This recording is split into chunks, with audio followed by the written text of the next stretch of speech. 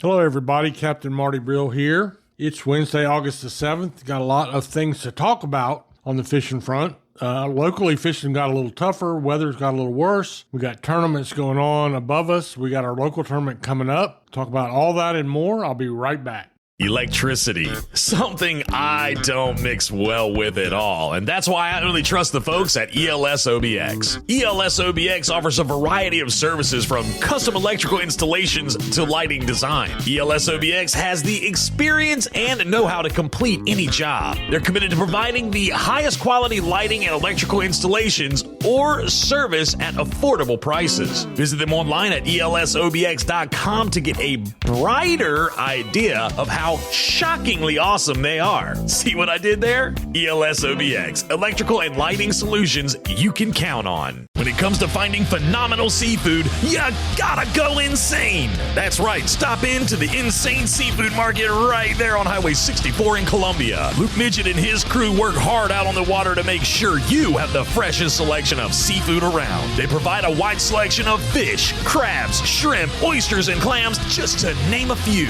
Insane Seafood has a hot bar to satisfy that seafood craving right on the spot. Visit them online at insaneseafood.com and like them on social media. Go insane at Insane Seafood Market, Highway 64 in Columbia. A big part of what we'll be talking about today is going to be about the Ocean City White Marlin Open. We'll get to that in just a moment, because there is some breaking news there. We also have the Hatteras and offshore fleets had almost identical fishing today, and it was centered around the blackfin tuna, a few dolphin in the catches or mahi, and I did not see much of anything else. Well, wait a minute. There was a blue marlin on the sea breeze with Captain Ned Ashby, so there was that. We also have a little bit of stuff going on inshore, but it's nothing to write home about. There's some ribbon fish at Oregon Inlet, some Spanish mackerel, bluefish, and a few schools of drum that are in the inlet are marauding around into the ocean side, and some of the nearshore boats are doing a little bit of activity on those. But that's about all we have there. So let's talk about what's going on up in Ocean City. We're now into our summertime tournaments. 318 boats fishing that tournament, $8.5 million in prize money. And yesterday, 210 boats did fish. And the weather is a big deal with the storm Debby kind of working its way up and in. Everybody wants to get their fishing days out of the way. They fish 4 out of 6 days, and they extended the tournament to go all the way through Saturday. So we'll have to see what happens. But with 210 boats fishing, there was a white marlin weighed. This is a white marlin tournament for the biggest money. It has to be a minimum size, and it's either 70 or 75 pounds. Today, a boat called the Waist Knot weighed one that was 77.5 pounds, and that fish could be worth, if it holds up, $4,153,211, and we can't forget 50 cents.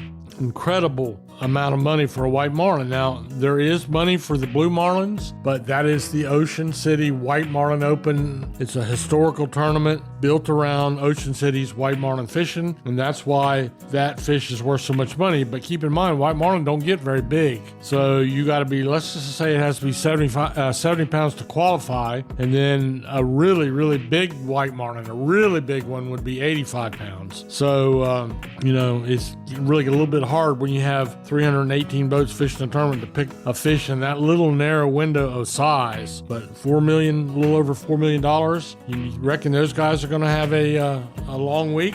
I think they probably will. Then there were not one but two blue marlin caught, big blue marlin brought to the dock yesterday. One on the stonecutter was 897.5 pounds. That fish, more of the kind of thing you look for in the Big Rock tournament or the Pirates Coder, but that one's worth $525,822.30. And then here's the local thing. Here's the breaking news. One of our most popular captains for many years, worked as a mate, a captain, commercially, charter-wise, has a working waterman charter boat, does backcountry fishing now, been running the Bobo Joe. That's a custom-built boat built by Richie Howe, and they put one on the dock yesterday, 789.5 pounds. Now, Patrick had two mates on board, Catlin Peel and Tyler Sudbrink. Both of them are guys I know pretty well, but they caught that fish, and they are in the market, if that will hold up, as second place, $453,000 plus. So that's what's kind of going on at Ocean City. The next tournament on the schedule is our tournament, the Alice Kelly tournament. That'll be on Sunday. And these guys, some of them will be fishing through Saturday, trying to get there 4 out of 6 days. A lot of that depending on what the weather does. But as it stands right now, we will do what we need to do. I'll be there, of course, helping, doing the scoring and also the live audio feed for the Alice Kelly and the Pirates Cove Billfish tournament. And all that will be going on regardless of what happens at Ocean City. So we're planning on fishing. I saw Heather Maxwell had a post today on the Pirates Cove website that talked a little bit about the swell on the bar, the weather conditions. Remember, this is a straight up charity tournament, and it's a lot of fun for a lot of girls. And we'll be careful with what happens, and all the partying will go on. Come on out and see us on the dock at Pirates Cove. Now we'll talk about the surf and pier fishing, and really not a whole lot to talk about there. Just slow summertime mix of bottom feeders, a lot of bottom feeders, spots, croakers, some small flounder, a few sheephead off the piers now, a few sea mullet, and then on the surface there's been a few bluefish on metal lures and a few Spanish mackerel. So nothing has changed much there. We'll take a little break right here, and then I'll come back and tell you about how good the drum fishing is in this sound, so stay tuned. Red Drum Tackle in Buxton is the oldest complete tackle shop at Cape Hatteras. And being the closest tackle shop to Cape Point, Red Drum Tackle has been welcoming fishermen to Hatteras Island with a wide selection of bait and tackle, skilled custom rod builds, rod and reel repair, expert knowledge and information since 1974. Red Drum Tackle knows how, when, and where to fish. To acquire this fishing brain power, visit them online at reddrumtackle.com. Red Drum Tackle, the oldest complete tackle shop at Cape Hatteras and the closest to Cape Point in Buxton. Well, not any breaking news in the sound, but there's plenty of good news, consistently good news, as the drum bite is really good. The drum are all over the place. They're in and around all the inlets. They're all size ranges. We have puppy drum, we have yearling, and we have the big drum, and they're being caught on both cut bait and by sight casting. So that's pretty cool. Just really, really good drum fishing, about as good as I've seen in a long time. And then the speckled trout bite, totally different fishery, really, but the speckled trout bite has been good all spring and all summer now, as we're into mostly the school-sized trout, but you're allowed 4 per person, and the bite is good. And you don't have to have a boat to do the speckled trout stuff. Or really, the smaller drum, a lot of them are around the shore of Roanoke Island, the backside of Hatteras Island, the backside of Ocracoke.